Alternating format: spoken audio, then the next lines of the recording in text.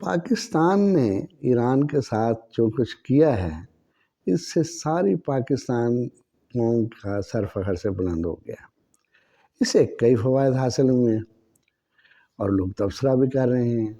جو سب سے بڑا فائدہ میں سمجھتا ہوں ہوا ہے پاکستانی قوم کے اعتماد میں اضافہ ہوا ہے۔ وہ ملک جو امریکہ کو بھی گھاس نہیں ڈالتا تھا اور امریکہ کو بھی ہم پتہ لگتا تھا کتنا مجبور ہے کہ ایک انچ بھی اس کے اندر کبھی داخل نہ ہو سکا اور کارروائی نہ کر سکا، پاکستان نے جدید اکوپمنٹ کے ذریعے سے جا کے فزیکلی اپنے طیاروں کے ذریعے سے 24 میل اندر کارروائی کی اور پھر کامیابی سے واپس بھی آ گئے۔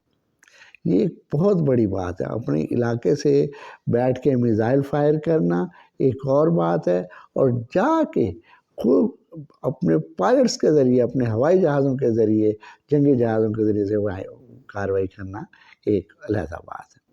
اب یہ دیکھیں پاکستانی، آپ کراچی سے لے کے خیبر تک جو آپ تجزیے دیکھ رہے ہیں، جو عوام الناس کا آپ رد عمل دیکھ رہے ہیں، ہر آدمی پر اعتماد ہے کہ پاکستانی فوج جو ہے وہ اتنی کیپیبل ہے کہ وہ ملک جو بہت زیادہ جارحیت پہ اترا ہوا تھا دنیا کے اندر، اسے بھی خاموش کرا سکتی ہے۔ دوسرا فائدہ یہ ہے کہ بلوچستان کے جو لوگ جن کی مارنگ بلوچ ایجنٹ ہے، ان کے بھی آنکھیں کھلی ہوں گی کہ ان کے حوصلوں پہ بھی کاری ضرب لگی ہے کہ پاکستان کچھ بھی کر سکتا ہے۔ اور پھر یہ ہے کہ افغانستان کے اندر سے بھی کچھ ایسا شور سنائی دیتا تھا کہ جانے کہ وہ کہ ہم نے برطانیہ کو شکست دی، روس کو دی، امریکہ کو دی، تو پاکستان کیا چیز ہے؟ ہم انتظار کر رہے ہیں کہ آئے تو صحیح ہم۔ اور بابا ہم یہ کہتے ہیں کہ آج سے 200 سال پہلے ان پنجابیوں نے ان افغانوں کا کیا حال کیا تھا؟ میں کوئی زیادہ تاریخ کو کھولنا ہی نہیں چاہتا، وہ بھی ذرا یاد رکھ لیں، ہم وہی لوگ ہیں، ہم وہی لوگ ہیں۔ اچھا میرے دوستو، یہ آپ دیکھ رہے ہیں کہ یہ 1 جولائی 1947 کا اخبار ہے، بلوچستان میں ہوا ہے نا، تو اسی سے ایک پرانا تراشا مجھے مل گیا، اخبار کا ایک ٹکڑا مجھے مل گیا جو میں آپ کو دکھا رہا ہوں کہ بلوچستان 1 جولائی 1947 کا اخبار ہے۔ ڈاکٹر غلام جیلانی برق، جن کی کئی کتابیں ہیں جو متنازع بھی ہیں، لیکن ان کی اسلام سے وابستگی تو ظاہر ہوتی ہے نا، 2 قرآن 2 اسلام، بہت مبارکۃ الآراء کتابیں، ٹھیک ہے، ان پہ آپ اعتراض کر سکتے ہیں، لیکن علمیت میں یہ اٹک کمل پور کا یہ اخبار ہے، 15 روزہ ہے، یعنی کہ 1 سال کے اندر 24 آتے تھے، اور اس کا اگر آپ زوم کر کے دیکھیں تو اس کا سالانہ چندہ ہے 3 روپے۔ اس وقت 1 روپیہ 16 آنے کا ہوتا تھا، تو 3 روپے تو کتنے ہو گئے؟ 16 تیے 48، یعنی کہ 48 آنے کے آتے تھے، 24 اخبار آتے تھے، 24 15 روزے آتے تھے، اب 48، یعنی کہ اس وقت اس کی قیمت تھی صرف 2 آنے۔ آج کل تو تقریباً 6 پیسے کا 1 آنا کہا جاتا ہے نا، تو اس وقت کہا جاتا تھا کہ یہ جو ہے اس کے جو 1 روپیہ ہے اس کے اندر 16 آنے۔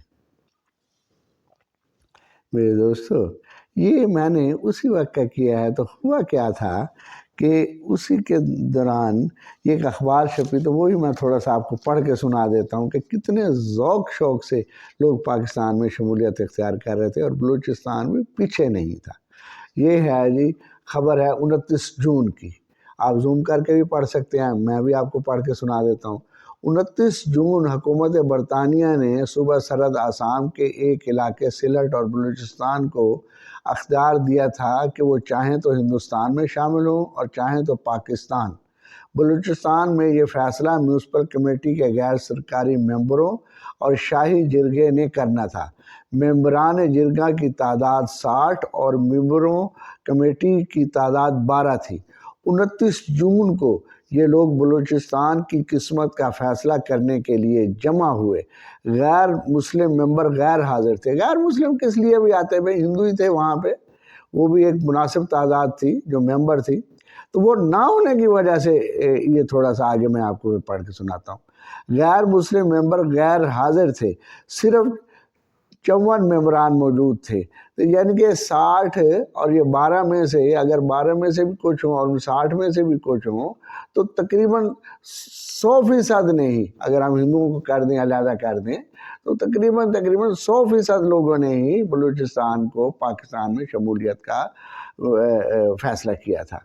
غیر مسلم ممبر غیر حاضر تھے، صرف 54 ممبران موجود تھے، سب نے 100% نے سب نے با اتفاق رائے فیصلہ کیا کہ بلوچستان سلطنت پاکستان کا حصہ ہے۔ یہ آپ خود بھی پڑھ سکتے ہیں، یعنی کہ اتنا ذوق شوق تھا کہ بلوچستان کو پاکستان کے اندر، یہ اخبار کی طرح یعنی کہ اتنا ذوق شوق تھا۔